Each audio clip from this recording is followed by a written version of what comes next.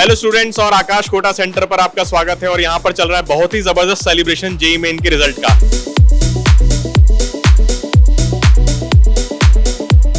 Sir से मैं जानना चाहूंगा कि हमारा जो रिजल्ट रहा जेईई मेन का वो कैसा रहा सर? बहुत ही शानदार सर। आज तो दिवाली के पटाखे छूट रहे हैं। अगर रैंक की बात करते हैं तो 11, 27, 31, 43, 57, 68, 93, 94 और अभी तो काउंटिंग जारी है।